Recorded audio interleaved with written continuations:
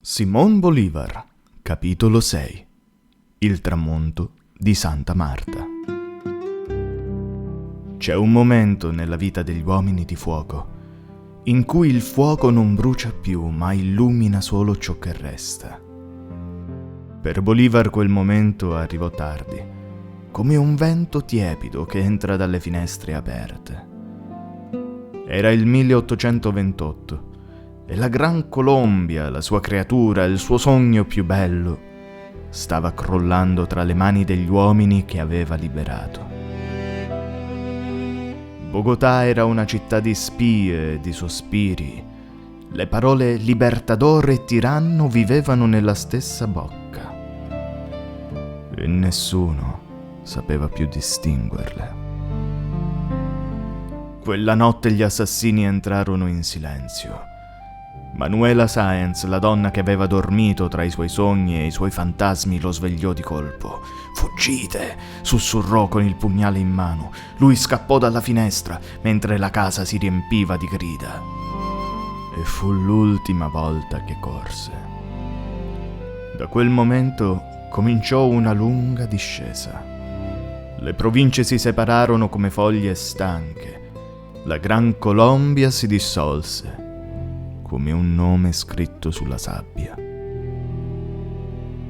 L'America che aveva sognato, libera e unita, ora lo rifiutava, come si rifiuta un padre troppo severo, l'eterna adolescente America Latina. Bolívar si guardò attorno e vide solo ombra e nostalgia. Non c'erano più tamburi, né grida di vittoria, solo il suono del vento che entrava dalle finestre vuote dei palazzi. Scrisse ai suoi amici parole che pesavano come pietra. Ho arato il mare.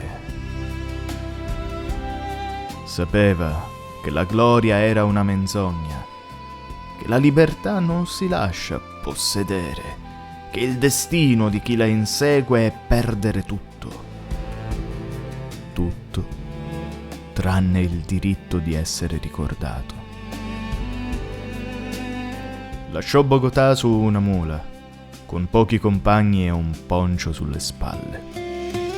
Il corpo flagellato dalla malattia, la tosse che non dava tregua. Ogni villaggio era un addio, in ogni incontro un pezzo di sé moriva. Eppure la gente lo salutava ancora, ma con lo stesso rispetto che si dà ai morti illustri. Attraversò fiumi, selve, piogge. Non parlava più di politica, non parlava più di guerra. Guardava i bambini giocare nel fango e sorrideva piano. Capiva che tutto quello per cui aveva combattuto stava già rinascendo in loro, inconsapevoli e puri.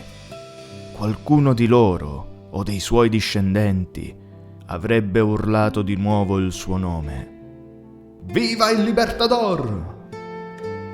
Ma Bolívar morì solo. A Santa Marta trovò la fine. Una casa bianca, come quella che l'aveva visto nascere, ma più povera, vicino al mare. Quel mare che lo aveva visto tante volte risorgere e poi crollare. Un letto, una finestra, un libro aperto. Ogni giorno la voce si faceva più debole, ma la mente restava chiara come l'acqua che scorre dopo la tempesta. Parlava con il prete, con i medici, con il silenzio.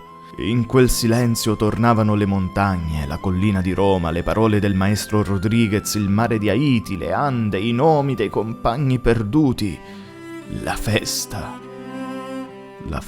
della sua Gran Colombia. Il 17 dicembre 1830 il mare era placido. Bolívar chiuse gli occhi e disse piano: «Se l'uomo potesse sapere il valore della pace, non la cambierebbe con nessun impero. Fu sepolto lontano da Caracas, ma il vento portò comunque il suo nome fino alle colline della sua infanzia.